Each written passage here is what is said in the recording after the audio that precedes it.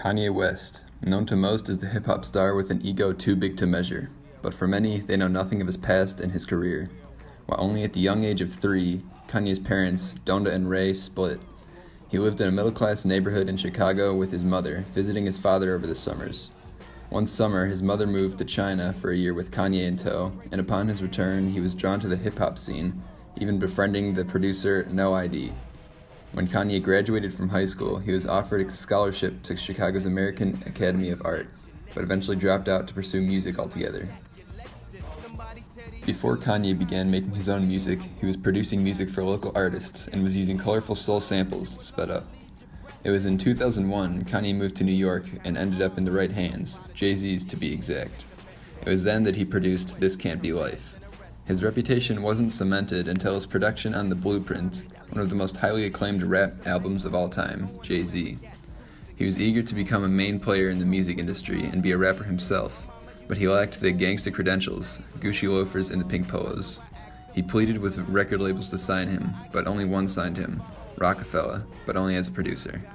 One fateful night on his way home from a recording session in a California studio, he got into a head-on collision, ultimately leaving him with a shattered jaw. It was from this he wrote and first performed Through the Wire, with his jaw wired shut, I might add.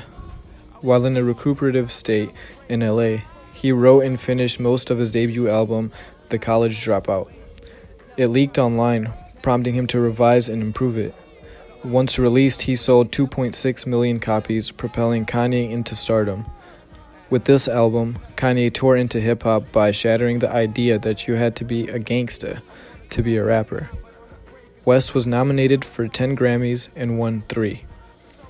Best Rap Song and Rap Album. Shortly after TCD's release, he founded Good Music, standing for Getting Out Our Dreams. Spending around $2 million, Kanye took about a year to craft his second album by hiring John Bryan and an orchestra to see just how far he could take hip-hop. With late registration, Kanye won 3 more Grammys and debuted at number 1 on the Billboard Hot 200. It was around this time Kanye appeared on national television on NBC during a broadcast to raise money for Hurricane Katrina victims. Due to frustration with President Bush for not visiting a devastated New Orleans right away, Kanye proclaimed on live TV, "George Bush doesn't care about black people." This wouldn't be Kanye's only media storm.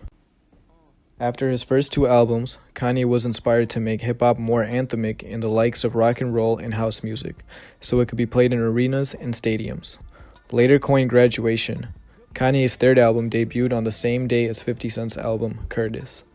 In a battle for hip-hop, West sold under 1 million copies in the first week, demolishing 50 Cent sales, essentially killing gangsta rap and paving the way for the showman of hip-hop. Shortly after being crowned with killing gangsta rap, Kanye's mother, Donda, tragically died of a heart attack following a cosmetic surgery in November 2007. It was only months later that his fiancée, Alexis Pfeiffer, broke things off of him. 1 year after his mother's death, Kanye released his controversial 4th album, 808s and Heartbreak. While breaking away from rap, Kanye sang with an auto-tuned voice through emotional grief and heartbreaking pain. With this album, West revolutionized hip-hop altogether, expanding the genre and pushing the envelope heavily with the use of auto-tune and the idea of emotional vulnerability in a once tough guy environment. Shortly after, in 2009, Kanye came up on stage during Taylor Swift's acceptance speech for Best Female Video Award. He took the microphone and proclaimed, "Yo, Taylor, I'm really happy for you. I'm gonna let you finish, but Beyonce had one of the best videos of all time. One of the best videos of all time." This would ultimately push public perception of Kanye to the deep end. After the controversial incident at the VMAs, West retreated to Hawaii for exile.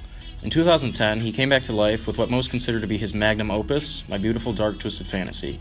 In a time where public perception of him was poor, the critical reception of the album was unreal, with Pitchfork even calling it an instant greatest hit. My Beautiful Dark Twisted Fantasy was a combination of Kanye's best and his worst, all packed neatly into one, while dealing with the themes of excess, consumerism, and the American dream.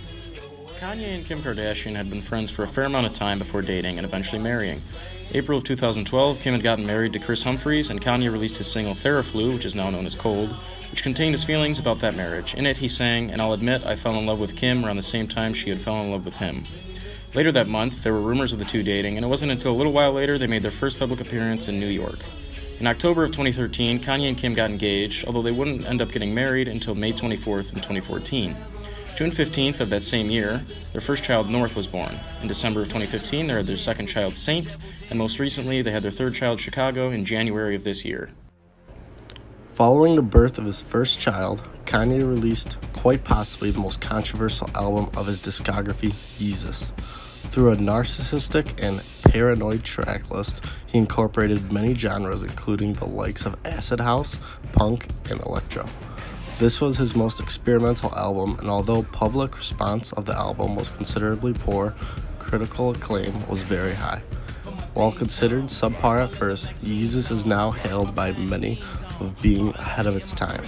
Lou Reed can be quoted saying, "Each track is like making a movie. The guy really is talented."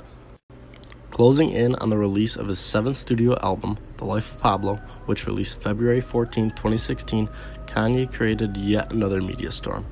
He was in headlines for many controversial tweets and also claimed to be $53 million in debt. Regarding the album, The Life of Pablo was another change in direction for Kanye, and with no surprise, another commercial success. Using gospel, trap, and dancehall styles, West created a compilation of the braggadocious and the sad. He later embarked on the St. Pablo tour, using Floating Stage as his centerpiece.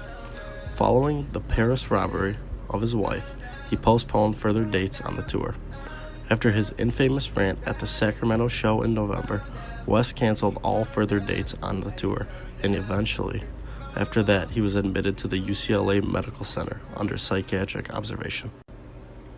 Following Kanye's release from the medical center, he's been lurking in the shadows. Sahi the Prince, who's a good music signee and collaborator, has since confirmed Kanye's been scheming something behind the scenes. While it's unknown what he's been cooking up, one thing's for sure that we'll all be eating soon.